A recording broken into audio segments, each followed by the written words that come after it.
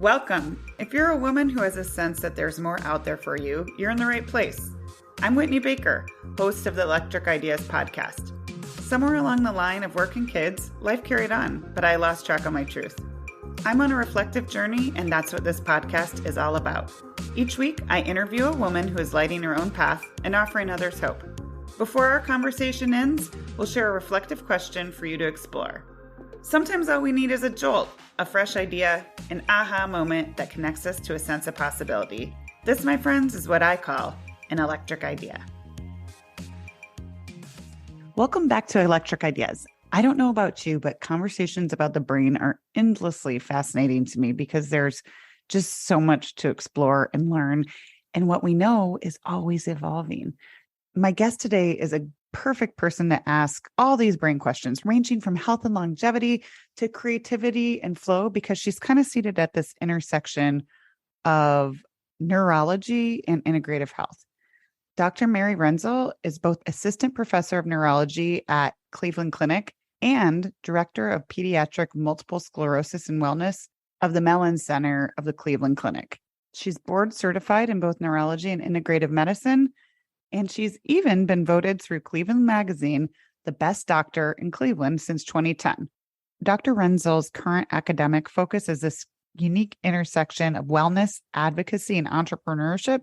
So she's so passionate about leveraging the power of our brain in order to invite in more peace that she founded her own company, which is called Brain Fresh, and she helps professional women manage their time in a way that's all about enhancing peace and joy. So she's got a lot to share. I know you're going to have a lot of good takeaways from this conversation with Dr. Rensel. So let's jump in. All right, Dr. Rensel, welcome to the show. Well, thank you for having me. I'm honored. I was thinking today about the brain, and I had this uncovering for myself. And I was like, the brain to me is almost like the galaxy of the body, because I feel like we just continue to learn more. But it seems like the more we learn, the more we realize how much more there is to learn. Right. It's so complex. Like I just heard a gentleman who is a gentleman researcher who's been researching in the lab neuroscience for 50 years. And he said he's not done. Like there's so much more to learn. He loves his career because there's never a boring day. I'm just thinking, wow, it's so true. That's fascinating and hopeful too. I feel like there's a sense, right? I agree with you. So let's start here, get right into it. You know, everybody wants to do better by their brain, but you see patients all the time. What's one thing you wish everyone considered more often when it comes to just overall brain health? Well, I think the first thing is to acknowledge that I feel like it's almost like a busy parent, that it's busy all day. It's already monitoring our whole body and managing our heart rate and our pulse and our blood pressure and our gut and our balance and our thoughts. So it's already doing so much. So if we give it one or two extra layers of support a day, I feel like it can do more for us and for the world. You know, I always say, like, nourish your mind, nourish the world, because I think if we realize it just needs a little support, it's an amazing organ, like we said, and there's so much we don't know, but we do know that it needs support each day. What are some of your favorite ways or ways that you would never stop where your 1 to 2 extra layers that you encourage people to give themselves that layer of support? Right. Well, I mean, the good thing is the brain actually likes fun and connection. So there's a lot of positive things the brain needs. It needs good sleep, which is great. It needs relaxation, which feels great. And it loves, nature or situations that we tend to call flow. When you're in the flow state, that's like, we're not judgmental, we're totally absorbed. It needs some of those states. So the things that are really good for brains are things that are actually quite enjoyable. I'm glad you brought up flow state, because something I kind of surveyed my community, and a lot of people were curious about creativity, and I kind of aligned that with flow state. What loosely happens? What's going on in our brain when we're achieve that flow state? Yeah, it's such a beautiful thing, right? So it's very similar to fun. It's like similar things happen in the brain during fun and flow. They are a little bit separate. But the beautiful thing about both of those states is there's no judgment. So if we're having fun, we're not usually judging ourselves, critiquing ourselves, or critiquing other people or society, politics. Usually if we say, oh man, that was so fun, what's not there is judgment, which is so nice. And same thing with flow. So generally they are all positive emotional states that are present during both fun and flow. They're not the same thing, but there are a lot of similarities between the two. Some may say their flow state is fun.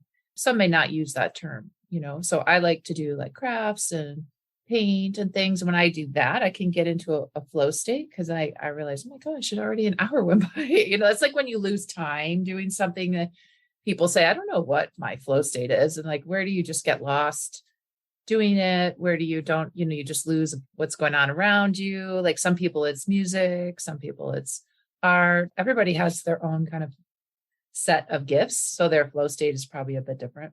But I love that there's no judgment in either of those states. And if there is judgment, you probably aren't going to get to the fun state or the flow state, so you have to kind of let it go, let the outcome go. Mm-hmm. Mm-hmm. Yeah.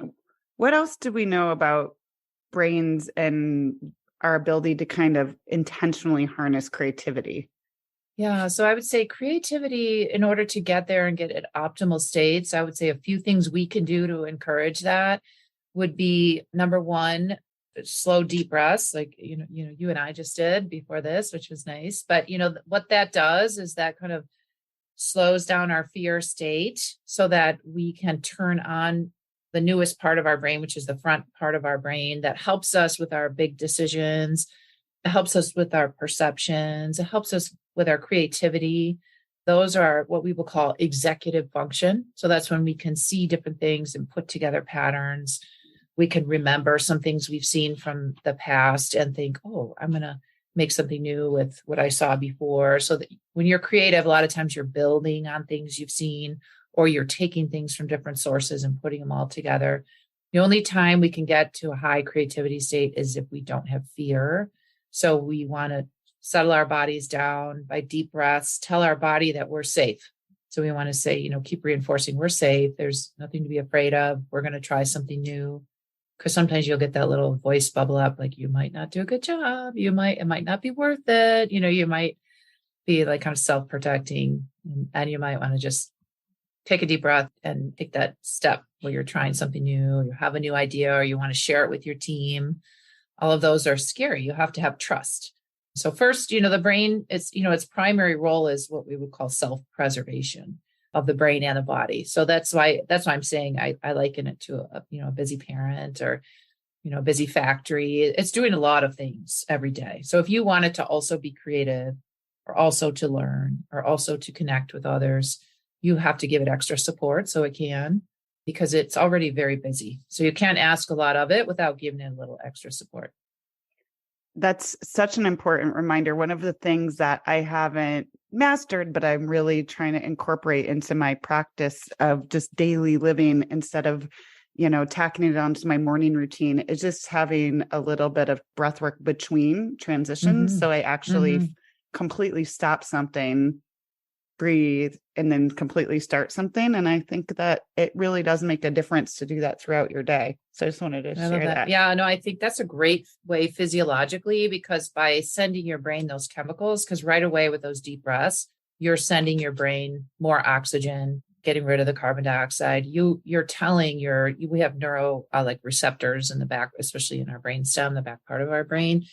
It's always sensing like what's our balance between oxygen and carbon dioxide. So if you're breathing real short and fast, you'll have way more carbon dioxide. So the brain says, no, I'm nervous. Something's not right. I can't turn on my good idea center. I need to just keep my, I'm on watch centers on, so that's not your best creativity zone. So that's great. I think that's a really important way to just kind of reset or rebalance. I think some other ways we can intentionally do that also is there are ways we can kind of manipulate our nervous system throughout our days. One way is to turn on our parasympathetic centers, which is our more relaxation, like our rest and relaxation centers. The recommendation is 3 times a day to stop. If you have a furry pet, that works. If you have a little person in the house, that probably will work quickly. If you have photos of a special time of your life, or even if you just recall, you think back to a teacher that was really instrumental or a special family member, if you can kind of pull up kind of those gratitude centers, that again slows down the fear centers, turns on the higher level thinking. Those are ways to kind of manipulate your neural balance throughout the day, because we all go and we toggle between like focus, get it done, task oriented, to hopefully some relaxation. But a lot of us just all day stay in, especially I'm in medicine. So most of our day we're focused, task, get this done, take care of what's in front of us, don't miss anything, look at all the details. But that's not our high perception zone, so we need to intentionally kind of toggle back and forth in our day. And that's how we can do it. The deep breaths, you've already mastered that. And then those other ways we can kind of pull in our gratitude centers, or we call them positive emotional states or positive emotion activators. Furry pets, recall, those kind of things. Yeah. So let's say you maybe do work a conventional work day, or you're a harried mother, wherever you are. Right. You just take a couple minutes and reflect on a positive emotion or gratitude or pet or something. Tell me just a little bit more like what that would actually look like in a day. Yeah. So you might, that's why a lot of us probably already do this without being so intentional about it. Like, we put pictures around our desks of people we love or really great memories, or pictures on our phone. Those work too. But you want to take a good 10 minutes in a perfect world. If you could take 10 minutes 3 times a day throughout your day to take a break, it will help your focus if you can toggle back and forth a little bit, get out of the focus zone and get into the more relaxation zone, which is our higher perception zone. Like we notice patterns, we can see, we're more creative in that relaxation zone. But each day we're, at least in the work day, and usually at the home day as well, you're focused on details. It's not like you're daydreaming all day, most of us, so we have to actually get our work done, which is fine. But 3 times a day, 10 minutes, yes, to look at a picture, even just, like I said, think about somebody you love, even write them a little note. That would even go further than just even thinking of a teacher that you appreciated, or an aunt or an uncle or a neighbor. Those kind of things is how you can manipulate your neural state throughout the day. Give us a quick science lesson here, because you talk about your expertise, and correct me if I'm wrong, but it's just, it's fascinating to me. And it's kind of this psychoneuroimmunology intersection.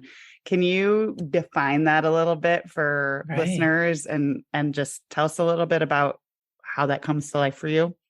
Sure. Yeah. So I remember the first time I read that word and when I was in medical school, I was like, whoa, how did those 3 things go together? I was just like, it stopped me in my tracks. I was just like, I want to know how those 3 things go together. Yeah. So I'm a neuroimmunologist by training. So I trained in neurology. So that's the study of the nervous system. And then I also did a fellowship in disease states that affect the immune system and the nervous system. So one of the diseases I frequently treat is called multiple sclerosis, because that's an immune disease that affects the nervous system. So those go together. I mean, especially during living through a global pandemic, we've heard about how when we're stressed or tired, our immune system may not work as well. I think we've all seen that. If we had a busy time in our lives, we've gotten colds more easily or something.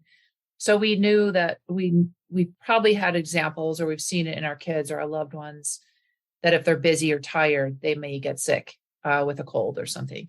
And so that's the psycho and immunology, so that is, your psychological state affecting your immune system. And we know those connections. And then when you say psycho neuroimmunology, then you're putting your psychological state, your nervous system, and your immune system, and how those 3 intersect. What we're learning, I could say, in the disease state of multiple sclerosis that I treat, that when people have a healthy emotional disposition, their disease states are more positive. So, or the converse of that is if they have higher depression, they have more lesions on their brain of their disease, more immune activation of their disease. So we're not just one body system, as we all know. We're not just our immune system or just our nervous system. All of the systems interact and intersect I love that word because I feel like it gives power to our daily actions because we can influence that state by our daily actions. We're not just passively accepting everything. We can actually influence this each day with our daily actions, which I find very hopeful and motivating. I think that's inspiring too, because we all have genes, but I think it gives us this sense that there's a lot in our control compared to just defaulting to what's out of our control when it comes to our health. 100%. Yes. Yes. There's a study in medicine called epigenetics. And so that's how, the environment can affect the outcome of genes. Like you said, our genes are fixed, that's what we were given. But it turns out the environment and even meaning our body, like what we put into the body or around the body, on the body, and where, the water and the air, all of those things may indeed affect the outcome of our genes, even though we have the same genes, So some diseases that are highly genetic, sometimes, even identical twins don't both get them, So there's something in the environment as well that is active in some disorders. But yeah, I agree with you. I mean, I think it's really empowering to think of what we can do day to day. We don't have to just sit back and wait for our genes to take effect because they're not alone. They don't live alone. They live in our environment and we create the environment, at least inside our bodies and a lot of it. And we can influence things with our sleep state, like we talked about, and our stress state and our nutritional state. So that just gives us a lot of power throughout our days. It's all interwoven. Some of my community was really curious about considerations for taking care of our brains as we age. Like, what do we need more of, whether, across the board, whether it's nutritionally or just lifestyle? Because I love that you acknowledge the whole living. So what's your best advice for aging well with your brain? Yeah, I think that there's so much still to be learned, like we talked about, but there was a big paper in a very impactful journal called The Lancet that listed 11 things that affect or probably influence our risk of a certain kind of dementia called vascular dementia. So that's related to our blood flow. And some of those things on the list, we would understand that are related to heart health. So we would understand that those are related, like cholesterol, blood pressure, and blood sugar. So I would, strongly advise everybody to have a primary care doctor. So they're doing their preventative care because primary doctors will watch over those kind of things like blood pressure, blood sugar, et cetera. But then other things also that we have control over is the amount of alcohol we drink, if we smoke. And then, some of the fun things like connecting with your community. People who volunteer seem to have better longevity.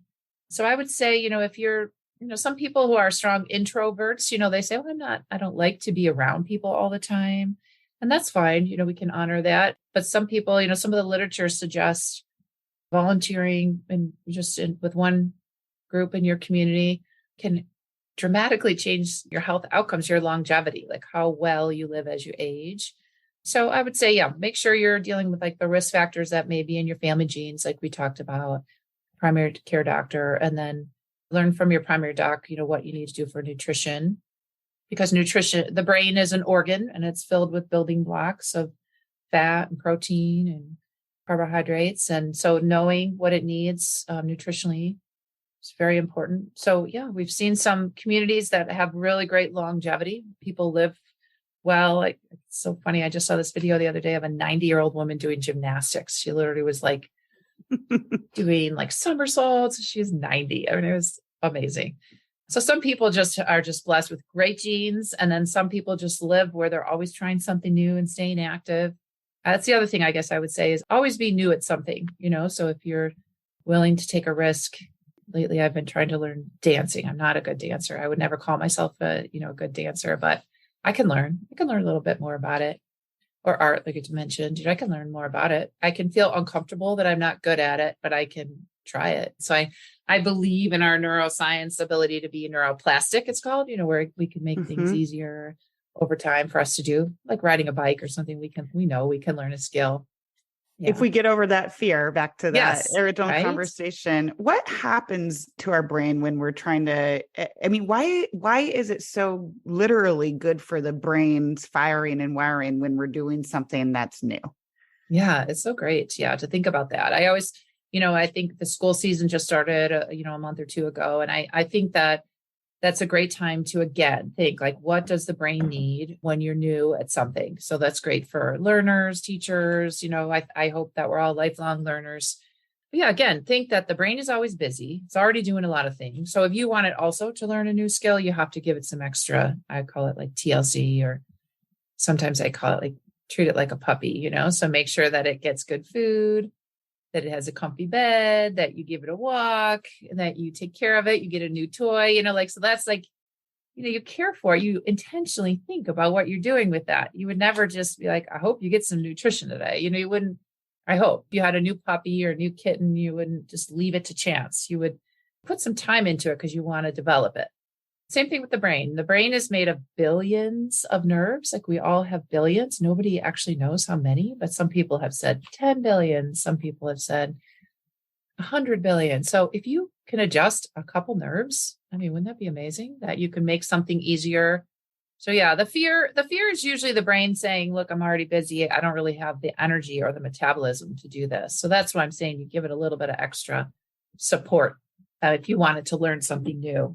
And it'll be a little, we all know that, like, in the morning when I'm more of a morning person. So if I want to do something new, I plan it in the morning. I wouldn't plan something at 11 p.m. That wouldn't be my best time. Yeah. So we just have to take care of it. I always think of a cute little puppy that makes it worth it for me. I love that image because nobody would neglect their puppy, right? Yeah. To take care of it. Right. All right. I'm running with that one. Before we wrap up, I know we're coming up on time, but I love to learn. And you brain health. Hey, we just talked about the importance of learning. And I'd love to hear like one or two other areas of research or study in the area of brains that are just catching your attention right now that you think are promising and super interesting, if you're willing to share anything.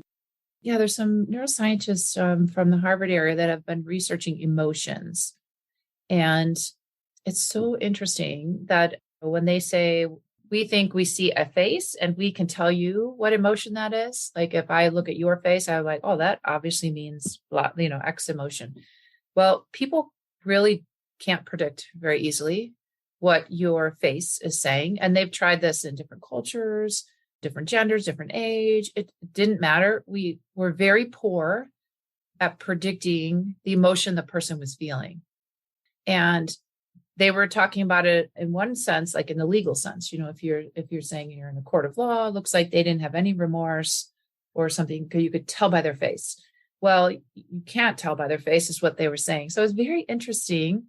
So I would say, don't assume somebody has a certain emotion when you're looking at their face, because people that's very interesting. We're not good at guessing someone else's emotional state. And I think same thing for ourselves personally. I would say to know your emotional setting. Again, it doesn't matter what other people think, but knowing your own emotional setting, it's kind of like that 10-minute, 3 times a day thing I was talking about earlier. If you do some emotional assessment for the next week or two, like 3 times a day, you write down 3 emotions you're feeling. You might see that your emotions are linked to your neurometabolism, like how well you're fed, if you're hungry, you're tired.